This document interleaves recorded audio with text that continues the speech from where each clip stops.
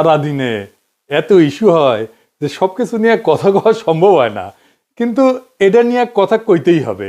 আজকের যে বিষয়টা আর কি, সেটা হইতেছে জুলাই যোদ্ধাদের আইনি সুরক্ষা দিতে অধ্যাদেশ হইতেছে।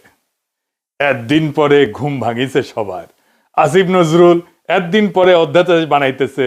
কামটা তো খুব ভালো হচ্ছে, তাই না? ভালো করিচ্ছে, তাই না? খুবই ভালো কাজ করছে।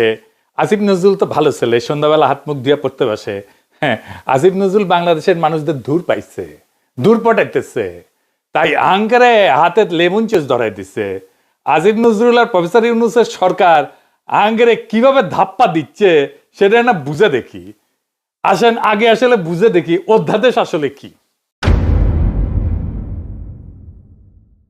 অধ্যাদেশ হইল সংসদ ছাড়া, জানে যখন সংসদ নাই তখন সরকার আর রাষ্ট্রপতির মাধ্যমে জারি করা একটা অস্থায়ী আইন। তার মানে এটা আইন, কিন্তু সংসদে পাস হয়নি, এবং এইটা এখন জারি করা হইতেছে জরুরি পরিস্থিতির জন্য, যেহেতু সংসদ নাই। আর একটু ভেঙে বলি, ধরেন সাধারণ আইন কিভাবে হয়। স্বাভাবিক নিয়মে একটা প্রস্তাব আসে, সংসদে আলোচনা হয়, ভোট হয়, পাস হয়, রাষ্ট্রপতি সাইন করে সম্মতি দেয়, আইন হয়ে গেল। এইটারে বলা হয় সংসদীয় আইন। কিন্তু তাইলে অধ্যাদেশ আসে কখন? যখন সংসদ বসেনি বা সংসদ ভেঙে গেছে, এখন অধিবেশন চলতেছে না, কিন্তু সরকারের দরকার আছে, এখনই আইন দরকার আছে, অপেক্ষা করা যাবে না। তখন মন্ত্রিসভার পরামর্শে রাষ্ট্রপতি অধ্যাদেশ জারি করে থাকে। তো অধ্যাদেশের আসলে বৈশিষ্ট্যগুলো কি?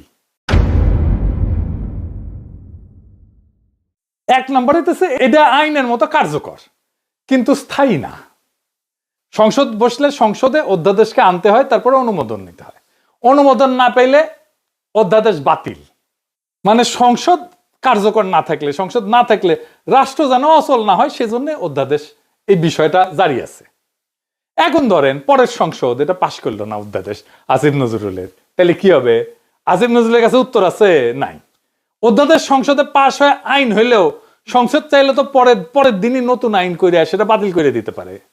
এমনকি এই অধ্যাদেশ যেটা আসিফ নজরুল করতে যাচ্ছে সেটা আদালত এখনই বাতিল করে দিতে পারে।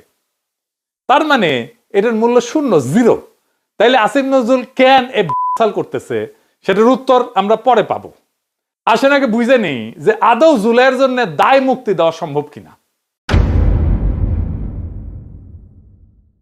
এক কথায় দেওয়া সম্ভব না, এবং দেয়া যে সম্ভব না এটার কারণ আসিফ নজরুল, তার সাথে আছে ওয়াকার, তার সাথে আছে প্রফেসর ইউনূস নিজে, তার সাথে আছে ডাক্তার জাহেদ, তার সাথে আছে বিএনপি, তার সাথে আছে তারেক রহমান। এরা সবাই এই পরিস্থিতি ইচ্ছা করে তৈরি করছে। কেন? কারণ ঘোষিত বিপ্লব ছাড়া দায় মুক্তি সম্ভব না। দায় মুক্তি কোনো আইনি ব্যতিক্রম না, এটা একটা সার্বভৌম ঘোষণা। যে বিপ্লব ঘোষণা করতে পারে না সে দায় মুক্তি দাবি করার নৈতিক অধিকার, ক্ষমতা এটা কোনোটাই রাখে না। ওয়াল্টার বেনিয়ামিন বিপ্লবী সহিংসতা বনাম আইন রক্ষাকারী সহিংসতা, এইটা একটা কথা বলছিলেন। একদিকে লেখেন বিপ্লবী সহিংসতা, আর একদিকে হতেছে আইন রক্ষাকারী সহিংসতা। আইন তৈরি করে যে সহিংসতা আর আইন রক্ষা করে যে সহিংসতা, দুইটা এক না। উনি বলছেন ল প্রিজার্ভিং ভায়োলেন্স, যেটা পুরানো ব্যবস্থার ভিতরে থাকে, এবং ল মেকিং ভায়োলেন্স, যেটা নতুন ব্যবস্থার জন্ম দেয়। যে সহিংসতার নতুন আইন তৈরি করে না সেটা কেবল অপরাধ। 1971-এর স্বাধীনতা যুদ্ধ ছিল নতুন আইন তৈরি করার লড়াই। 1971-এর স্বাধীনতা যুদ্ধে আমরা যেটা করছি সেটা ল মেকিং ভায়োলেন্স, সেজন্য ওটা অপরাধ না। পুরানো বন্দোবস্ত রেখে সংগঠিত রাজনৈতিক সহিংসতা বৈধ হইতে পারে না, কারণ তা আইন ভাঙে, কিন্তু নতুন আইন সৃষ্টি করে না। স্মিথ বলছেন সার্বভৌম সেই যে ব্যতিক্রম ঘোষণা করতে পারে। ওনার একটা বিখ্যাত সূত্র ছিল, উনি বলছেন, ইংরেজিতে কইছেন, বাংলা হইতেছে সার্বভৌম সেই যে ব্যতিক্রম ঘোষণা করতে পারে। বিপ্লব মানে নিয়ম স্থগিত করা, পুরনো বৈধতা বাতিল করা, নতুন বৈধতা ঘোষণা করা। যে বিপ্লব পুরনো সংবিধান, পুরনো আদালত, পুরনো নৈতিক মানদণ্ড চালু রাখে, সে আদতে সার্বভৌম না। সার্বভৌম না হইলে দায় মুক্তি দেওয়ার ক্ষমতা থাকে না, বরং নিজেই ভবিষ্যৎ বিচারের অধীন হয়ে পড়ে। হান্না আরেন্ট বলছিলেন যে সহিংসতা একটা নতুন রাজনৈতিক সূচনা করতে পারে না, উনি বলছেন ফাউন্ডিং মোমেন্ট, এটা তৈরি করতে পারে না, সে সহিংসতা নিজেই নিজের বিরুদ্ধে সাক্ষ্য দেয়। সেই কারণে নতুন রাষ্ট্র গঠন করা ছাড়া সহিংসতা বিপ্লব না, এটা অপরাধ। তিনজনের কথা বললাম। বেনিয়ামিন বলছেন নতুন আইন না বানাইলে সহিংসতা অপরাধ। স্মিথ বলছে ব্যতিক্রম ঘোষণা না করলে সার্বভৌম নাশে। আর হান্না আরেন্ট বলছেন নতুন শুরু ছাড়া সহিংসতা ক্ষমতা না। শুধুমাত্র ঘোষিত চূড়ান্ত এবং নতুন শুরুর বিপ্লবী দায় মুক্তি তৈরি করে। পুরানো বন্দোবস্ত রেখা চালানো সহিংসতা আইনগতভাবে না, তাত্ত্বিকভাবেও অবৈধ। আমরা জুলাই বিপ্লবের পরে নতুন আইন বানাইছি, নতুন সংবিধান বানাইছি, বানাই নাই। ডাক্তার জাহেদ তো জান লড়াই দিল জুলাইকে অভ্যুত্থান বলে প্রতিষ্ঠা করার জন্য। বিপ্লব না, ছোটখাটো মানুষ পুতু পুতু করে কথা কয়, আর আমরা হইতেছে উগ্র। কিন্তু এদের ডাক্তার জাহেদের হইতেছে চিকনা বুদ্ধি, সামে এমন মাইর দেবে টেরি পাইবেন না, একদম খাইয়া ফেলবে আর কি। জাহেদ খান জুলাইকে অভ্যুত্থান বলে প্রতিষ্ঠা করার জন্য দেওয়ানা ছিল। অভ্যুত্থান যেটা, সেটা ক্ষমতা দখল করে, কিন্তু নতুন আইন, নতুন বৈধতা, নতুন সার্বভৌমত্ব তৈরি করে না। পুরনো সংবিধান, পুরনো আদালত, পুরনো রাষ্ট্রীয় কাঠামো চালু রাখে। তাই সহিংসতা যেটা, সেটা আইন ভাঙা হয়, আইনের নির্মাতা না। আমরা যেটা জুলাই করছি সেটা আমরা আইন ভাঙছি আইন নির্মাণ করার জন্য। কিন্তু আমাদের নতুন আইন নির্মাণ করতে দেয়নি এই জাহেদারা, এই আসিফ নজরুলেরা, এই প্রফেসর ইউনূসেরা। সেই কারণে এইটা ল ব্রেকিং ভায়োলেন্স হয়ে গেছে, ল মেকিং ভায়োলেন্স হয়নি। অভ্যুত্থানের সময় যে সহিংসতা হয় সেটা পরে অপরাধ হিসেবে বিচারযোগ্য থাকে।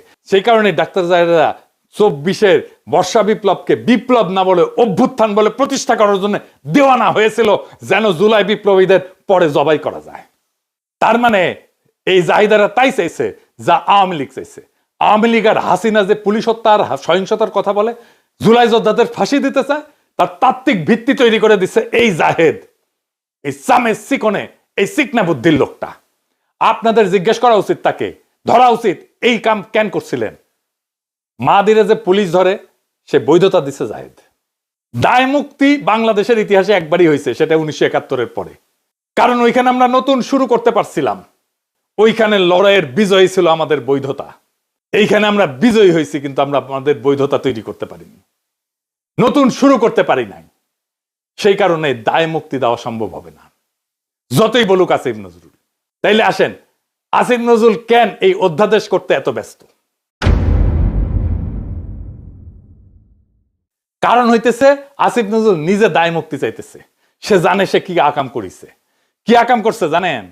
দেশ যখন একটা বিপ্লবী সন্ধিক্ষণে, যখন আমরা নতুন রাষ্ট্র তৈরি করব, হাসিনা পলাইছে, সেই সময় সে ওয়াকার আর বিএনপির সাথে মিলে পুরো বিপ্লবটাকে লাইনচ্যুত করছে। বিপ্লব ওই রাতেই শেষ। তারপরে ধৈরা ধৈরা বিপ্লবের সাথে সম্পর্কহীন বুড়াগুলাকে উপদেষ্টা বানাইছে, সংবিধান সমুন্নত রাখছে, ওয়াকারকে রাখছে, চুপ্পু করে রাখছে। আমরা সেকেন্ড রিপাবলিক করব বলছিলাম, নতুন রাষ্ট্র করব না, উই বেশি বোঝে, উই একাই বিপ্লবের স্টেক হোল্ডার। আমি ওরা জিজ্ঞাসিলাম যে আপনার যে নাচতে নাচতে ওয়াকারের গাড়ি চড়িয়া ক্যান্টনমেন্টে গেলেন, কোন ক্যাপাসিটিতে গেছিলেন? কয় পলিটিক্যাল পার্টির বাইরে যে সিভিল সোসাইটির অংশ আছে সেই হিসেবে গেছি। আমি কইলাম ভেরি গুড। তাইলে এখন বলেন, ওই যে কয়েকদিন ঘুটু করলেন, সিভিল সোসাইটির কার সাথে কথা বলে ঘুট্টুটা করেছেন? কার সাথে পরামর্শ করছেন? আপনি একা হারকিউলিস হয়ে গেছেন কেন? আপনি কারোর সাথে কথা বলেন না কেন? কার সাথে আলাপ করছেন? কারোর সাথে আলাপ করে নাই। আপনার হাত জগন্নাথ, নিজে যা ভালো বুঝিছে তাই করিছে। একটা সাক্ষাৎকারে দেখলাম আজিম নজরুল কইতেছে তার বাসায় বসে ছাত্ররা উপদেষ্টা বানাইতেছে, সে মাঝে মাঝে পরামর্শ দিতেছে, কইতেছে এখন কেমন লাগে? সচিবেরা কথা শোনে না, পুলিশেরা কথা শোনে না, পাবলিক শোনে না কথা, কোথাও গেলে পাবলিক আটকায় ফেলে, ভুয়া ভুয়া স্লোগান দেয়।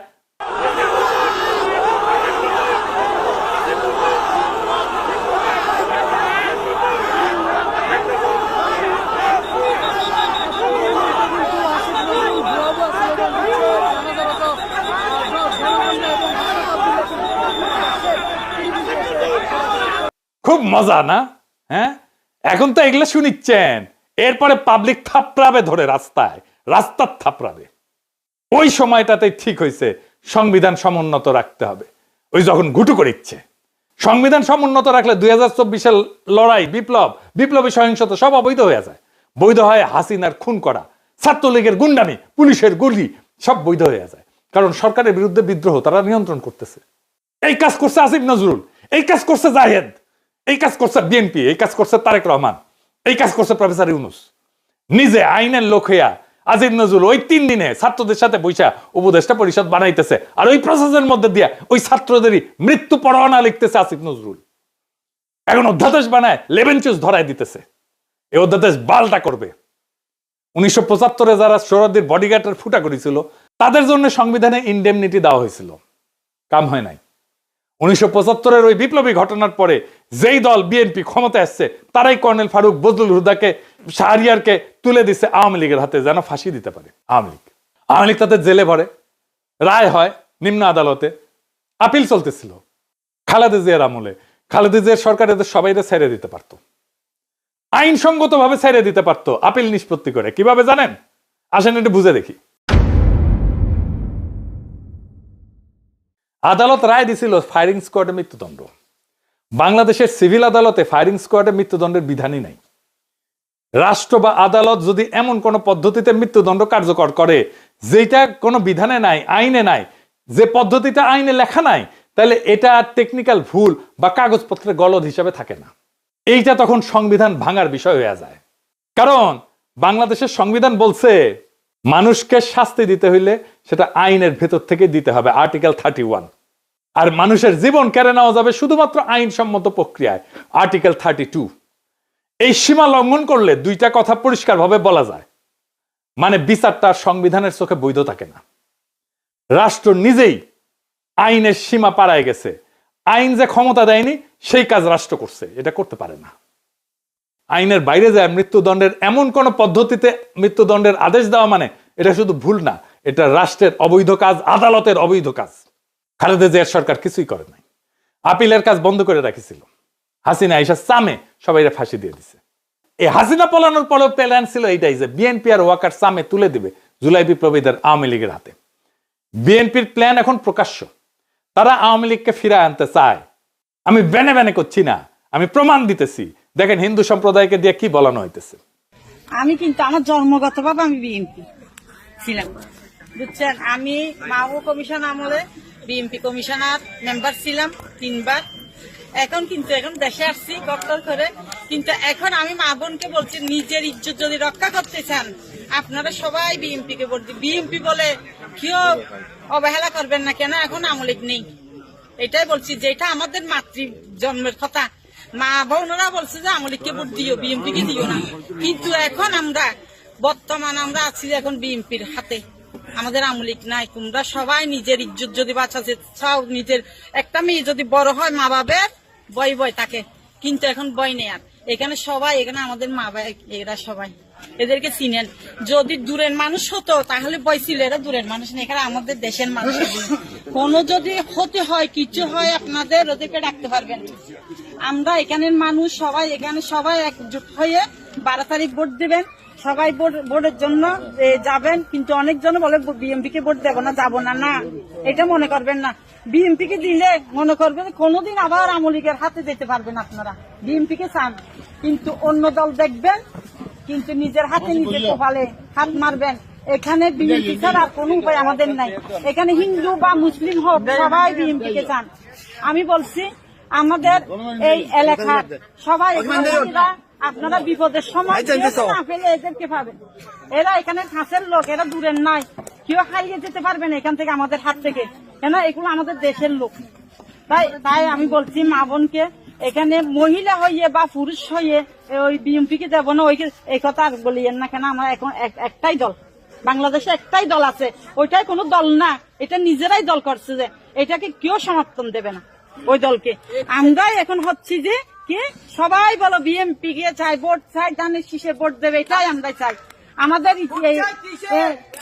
ধানের শীষে তো ধানের শীষ সবাই, আমি বলছি ধানের শীষে টিকিট দিলে আপনারা মনে মনে বলছেন যে ধানের শীষ কেন দেব, আগে তো আমরা আওয়ামী লীগ ছিলাম না, এখন আমরা আওয়ামী লীগ। ধানের শীষে আওয়ামী লীগ মনে করবেন কেন? আওয়ামী লীগ আসার জন্য আমরা, এটা একটা পথ। আমরা বিএনপি কে যদি চাই, বিএনপি দেখা 10 বছর বাদ হলে আমাদের নেত্রীকে আবার আনবে, জানেন যে এটা। কিন্তু ওদের হাতে যদি চলে যায়, পাকিস্তানে চলে যেতে হবে সবাইকে, মনে করবেন। শুনলেন তো, কইতেছে আগে আমরা আওয়ামী লীগ ছিলাম, এখন আমরা আওয়ামী লীগই আছি। ধানের শীষকেই আওয়ামী লীগ মনে করবেন কেন? কারণ আওয়ামী লীগ আসার জন্য এই একটাই পথ। আমরা বিএনপি কে যদি চাই, বিএনপি দেখেন 10 বছর পরে হইলেও আমাদের নেত্রীকে আবার আনবে। শুনেছেন, নিজের কানে তো শুনলেন। আর একটা প্রমাণ দিতেছি, আসেন সে প্রমাণটা দেখি। এই যে সংসদ নির্বাচন হইতেছে, এখানে এমপি কে ভোট দেওয়া ছাড়া একটা গণভোট হবে। সে গণভোট হবে বিএনপি কিন্তু ঘরের মধ্যে এইগুলা স্বীকার করে এসেছে গণভোটে যে সমস্ত জিনিস থাকবে। এই গণভোটে হ্যাঁ বা না ভোট দিতে হবে। হ্যাঁ ভোট দিলে কি কি পাবেন? আপনি 12টা জিনিস পাবেন। 12টা কিভাবে আগামী রাষ্ট্র চলবে সেটা ঠিক করতে পারবেন। কি কি সেটা একটা একটা করে বুঝে দেখি, শুনেন মন দিয়া। আপনি কি এমন একটা বাংলাদেশ চান যেখানে তত্ত্বাবধায়ক সরকার, নির্বাচন কমিশন, সরকারি কর্ম কমিশন মানে যেটাকে পিএসসি বলা হয়, এটা গঠনে সরকারি দল এবং বিরোধী দল একত্রে কাজ করবে? সুন্দর কথা না? 2 নাম্বার, সরকারি দল ইচ্ছামতো সংবিধান সংশোধন করতে পারবে না। সুন্দর না কথাটা? 3 নাম্বার, সংবিধানের গুরুত্বপূর্ণ পরিবর্তনের ক্ষেত্রে গণভোটের বিধান চালু হবে। সুন্দর না? আমরা সবাই মিলে ভোট দিয়ে ঠিক করব। 4 নাম্বার, বিরোধী দল থেকে ডেপুটি স্পিকার এবং গুরুত্বপূর্ণ সংসদীয় কমিটি সমূহের সভাপতি নির্বাচিত হবেন বিরোধী দল থেকে। সুন্দর না? যত মেয়াদী হোক কেউ সর্বোচ্চ 10 বছরের বেশি প্রধানমন্ত্রী থাকতে পারবে না। সংসদের নারীর প্রতিনিধিত্ব পর্যায়ক্রমে বাড়বে। ক্ষমতার ভারসাম্য প্রতিষ্ঠার জন্য পার্লামেন্টে একটা উচ্চ কক্ষ গঠিত হবে। দেশের বিচার ব্যবস্থা স্বাধীনভাবে কাজ করবে। সুন্দর কথা না? আপনার মৌলিক অধিকারের সংখ্যা বাড়বে। কি রকম একটা মৌলিক অধিকার হইতেছে ইন্টারনেট সেবা কখনো বন্ধ করা যাবে না, এটাকে মৌলিক অধিকার হিসেবে ঘোষণা দিবে। তার হাসিনা এটা বন্ধ করে দিছিল। দণ্ডপ্রাপ্ত অপরাধীকে রাষ্ট্রপতি ইচ্ছা মতো ক্ষমা করতে পারবে না। ফাঁসি দিলেও তো ক্ষমা করে দেয়, জেল দিলেও ক্ষমা করে দেয়। রাষ্ট্রপতি এবং প্রধানমন্ত্রী ক্ষমতার মধ্যে ভারসাম্য থাকবে। রাষ্ট্রভাষা বাংলার মর্যাদার পাশাপাশি অন্যান্য জাতিগোষ্ঠীর ভাষাও সাংবিধানিকভাবে স্বীকৃত হবে। সব সুন্দর কথা না? 12টা কথা। হ্যাঁ ভোট দিলে সবগুলো পাবেন, এই যতগুলো আছে সবগুলো। না ভোট দিলে কিছুই পাবেন। কিন্তু বিএনপি কি বলতেছে দেখেন, বিএনপি কি বলতেছে, জনগণকে কি বলতেছে শোনেন, নিজের কানে শোনেন। এখানে আরেকটা ব্যালট হবে হ্যাঁ এবং না। আপনারা একটু গণভোট হয়েছেন না? এটা গণভোট হবে হ্যাঁ এবং না। যদি আপনারা যারা আওয়ামী লীগ করেন, যারা অন্যান্য দল করেন, তাদের জ্ঞাতার্থে সুবিধার্থে আমি জানাচ্ছি, যদি হা জয়যুক্ত হয় কোনো ক্রমে, সারা দেশে যদি হা জয়যুক্ত করা মানে ভোটে জয়যুক্ত হয়, তাহলে এদেশের স্বাধীনতার পরে 72-এ যে একটা সংবিধান ছিল, শেখ মুজিবুর সাহেব করেছিল, ডক্টর কামালের হাতে লেখা, এই সংবিধান টোটাল ডাউমিট করে দেবো, মানে মুছে ফেলবো। স্বাধীনতার যে আছে 71 সালে যে যুদ্ধটা হয়েছিল, এই যুদ্ধটা 71 সালের কোন ঘটনায় বাংলাদেশে আর থাকবে না। আপনার ইয়ের মধ্যে যে সংস্কার করতে চাইতেছে, যে সংস্কারের জন্য হানা বুট হইতেছে, এদের মধ্যে লেখা আছে 71 সালকে বাদ দিয়ে 24-এ যে ইটা হয়েছে, গণঅভ্যুত্থানটা হয়েছে, 71 জায়গাটা নিবে 24 সাল। কেন নিবে? এটা একটা কারণ আছে, জামাত ইসলামের একটা কারণ আছে। জামাত ইসলাম 71 সালে দেশের স্বাধীনতা চায় না, এদেশে বাংলাদেশের স্বাধীন হোক, বাংলাদেশ স্বাধীন হোক, জামাত ইসলাম কিন্তু এটা চাই নাই। যারা আওয়ামী লীগ করেন তারা একটু খেয়াল করে শোনেন। যদি হা জয়যুক্ত হয় তাহলে আওয়ামী লীগ কিন্তু এখন মানে কি জানি প্রজ্ঞাপনের মাধ্যমে আপনার স্থগিত হয়েছে, আওয়ামী লীগ নির্বাচনে অংশগ্রহণ করতে পারবে না। যদি হা জয়যুক্ত হয় তাহলে আওয়ামী লীগ একবারে আর কোনো মিটিং টিটিং হবে না, মিটিং টিটিং সংসদে কোথাও উঠবে না। ওই হার মধ্যে এই লেখা আছে আওয়ামী লীগ নিষিদ্ধ। এই যে 24 সালে গণহত্যার জন্য আওয়ামী লীগ কিন্তু নিষিদ্ধ হয়ে যাবে আপনাদের ভোটেই। যদি হাতে ভোট দেন, হাতে ভোট দিলে আপনার 16 ডিসেম্বর থাকবে না, 26শে মার্চ থাকবে না, আপনার 71 সালের যে যুদ্ধ করতে মা বোনেরা ইজ্জত দিচ্ছে, 30 লক্ষ মা বোন ইজ্জত দিচ্ছে, এটা থাকবে না। অর্থাৎ আপনারা যারা আওয়ামী লীগ করেন দয়া করে আপনারা না ভোটের জন্য হলো, আওয়ামী লীগেরও তো আমরা আসলে বিএনপির হইতেছে উদারপন্থী রাজনৈতিক দল, আমরা বিএনপি চাচ্ছি সকল দল মিলে একটা দেশে নির্বাচন হোক, সকল এবার না হোক, সামনে যেন সকল দল একটা নির্বাচন অংশগ্রহণ, 5 বছর পরে যে সকল দল নির্বাচন অংশগ্রহণ করতে পারে। আপনারা আপনাদের যারা আওয়ামী লীগ করেন আপনাদের দল রক্ষা করার জন্য আপনাদের কেন্দ্রে যাইতে হবে, ঠিক আছে? আপনাদের কেন্দ্রে যাইতে হবে, আপনাদের দল রক্ষা করার জন্য, না ভোট দেওয়ার জন্য, হইলে সার্বভৌমত্ব দেশ রক্ষা করার জন্য 71কে ফিরিয়ে, মানে 71 যেভাবে আছে স্বাধীনতা যুদ্ধটার ইতিহাস আছে, এই ইতিহাসটা রক্ষার জন্য হইলেও যারা না ভোট দিবেন, যারা আওয়ামী লীগ করেন, আপনাদের কেন্দ্রে অবশ্যই যেতে হবে। কেন্দ্রে যদি আপনারা আপনাদের দলকে রক্ষা করতে যান, যেহেতু এবার আপনাদের নাই কোন নমিনেশনের, আওয়ামী লীগের কোন প্রার্থী নাই, দয়া করে সেক্ষেত্রে আপনাদের কাছে আমাদের অনুরোধ, যারা আওয়ামী লীগ করেন, বিএনপির তো আপনারা ভোট আমাদের দিবেনই, ঠিক আছে, যারা বিএনপি করেন ওরা তো আমাদের ভোট দিবেন। না ভোট দেওয়ার জন্য যারা কেন্দ্রে যাবেন, আপনাদেরকে যেতেই হবে, আপনাদের অস্তিত্ব রক্ষার জন্য, আওয়ামী লীগ রক্ষার জন্য হলেও আপনাদের কেন্দ্রে যেতে হবে। শুনেছেন? তার মানে বিএনপির ঘুরে ফিরে আওয়ামী লীগকে ফিরে আনতেই চায়। তারা অনেক আগে থেকে বলতেছে কিন্তু আওয়ামী লীগ নির্বাচনে আসুক। শুনেন।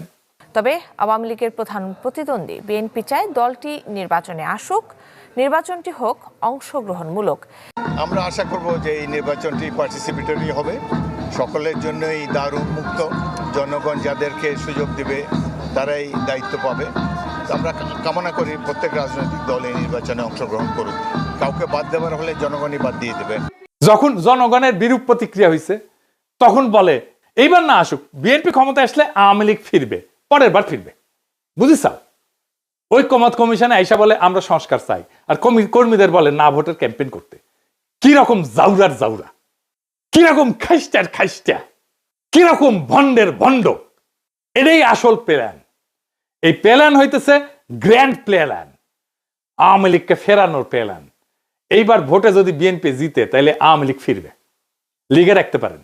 এটা তো আমার কথা না, আপনারা তো বিএনপির লোকদের মুখেই শুনলেন, তাই না? আপনি আসলে ধানের শীষে ভোট দিতেছেন না, আপনি ভোট দিতেছেন নৌকায়, আপনি ভোট দিতেছেন হাসিনা রে, আপনি ভোট দিতেছেন ফ্যাসিস্ট রে, আপনি ভোট দিতেছেন ভারপ্রাপ্ত আওয়ামী লীগ রে, বিএনপি রে না। যারা আওয়ামী লীগ রে ফিরে আনতে চান তারা ধানের শীষে ভোট দিতে পারেন। আমরা বলবো নৌকার ধানের শীষ দুই সাপেরই একই বিষ। এই দুইটারেই বাংলাদেশ থেকে হটাইতে হবে, এই দুইটারে ক্ষমতার আশেপাশে আসতে দেওয়া যাবে না। এটাই আমাদের আগামীর বাংলাদেশ গড়ার শপথ হোক। ইনকিলাব জিন্দাবাদ।